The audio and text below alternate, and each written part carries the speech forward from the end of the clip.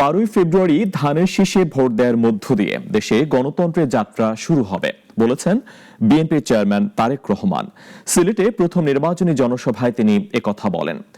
দিল্লি নয়, পিন্ডি নয়, সবার আগে বাংলাদেশ জানিয়ে বিএনপি চেয়ারম্যান বলেন, বিএনপি ক্ষমতায় গেলে ন্যায়পরায়ণতার দেশ করা হবে। এ সময় একটি দল মিথ্যা বলছে, মানুষকে এখনই ঠকাচ্ছে, শিরক করছে, নির্বাচনের পরে তাহলে কেমন ঠকাবে সেই অভিযোগ করেছেন তারেক রহমান। সিলেটে তারেক রহমানের নির্বাচনী সমাবেশের মধ্য দিয়ে ত্রয়োদশ জাতীয় নির্বাচনের প্রচারণায় নামল বিএনপি।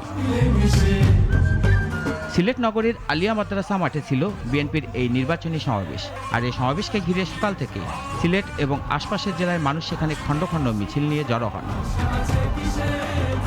বিএনপি শীর্ষ নেতা সমাবেশস্থলে উপস্থিত হলে পুরো এলাকা দুলাভাই দুলাভাই স্লোগানে মুখরিত হয়ে ওঠে। সমাবেশে তারেক রহমানের সহধর্মিণী উপস্থিত ছিলেন। সমাবেশে বিএনপি মহাসচিব মির্জা ফখরুল ইসলাম আলমগীর সহ দলের শীর্ষ নেতারা বক্তব্য রাখেন। বিগত পতিত সরকারের সমালোচনা করে নেতারা বলেন, ফ্যাসিস্ট আওয়ামী লীগ নির্বাচনের নামে প্রহসন করেছে আর উন্নয়নের নামে লুটপাট করেছে। আজকে এই পতাকা নিয়ে তারেক রহমান শুরু করেছেন আপনাদের সিলেট থেকে তার যাত্রা। এই যাত্রা হচ্ছে আগামী দিনের বাংলাদেশকে নতুন করে সাজানোর যাত্রা। সমাবেশে প্রধান অতিথির বক্তব্যে বিএনপি চেয়ারম্যান তারেক রহমান শুরুতে সিলেটের আঞ্চলিক ভাষায় জনতার উদ্দেশ্যে শুভেচ্ছা জানান। এই যে আপনারা এখানে আজকে লক্ষ লক্ষ বিএনপি ক্ষমতায় গেলে খাল খনন, ফ্যামিলি কার্ড সহ তার দল কি কি পদক্ষেপ নেবে তা তুলে ধরেন তারেক রহমান।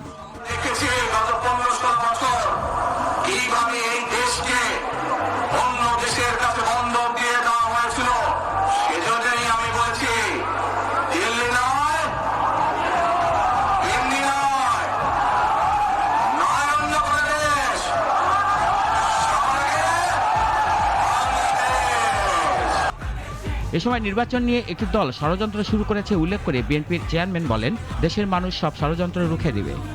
নির্বাচনের আগে একটি দল এই দিব ওই দিব বলছে, টিকিট দিব বলছে না, এটার মালিক মানুষ না। সেইটার কথা যদি সে বলে সেটা কি করা হচ্ছে, হচ্ছে না। যার মালিক আল্লাহ, যার অধিকার শুধু আল্লাহ একমাত্র, সবকিছু অধিকার উপরে আল্লাহর অধিকার। আগেই তো আপনাদেরকে ঠকাচ্ছে, নির্বাচনের পরে কেমন ঠকান ঠকাবে আপনাদেরকে বোঝা যাবে।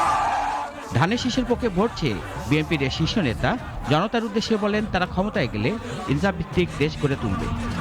ইনশাআল্লাহ আগামী দিনে বিএনপি সরকার গঠিত হলে আমরা নবী করিম সাল্লাল্লাহু আলাইহি ওয়াসাল্লামের ন্যায়পরায়ণতার ভিত্তিতে ইনশাআল্লাহ দেশকে পরিচালনা করব।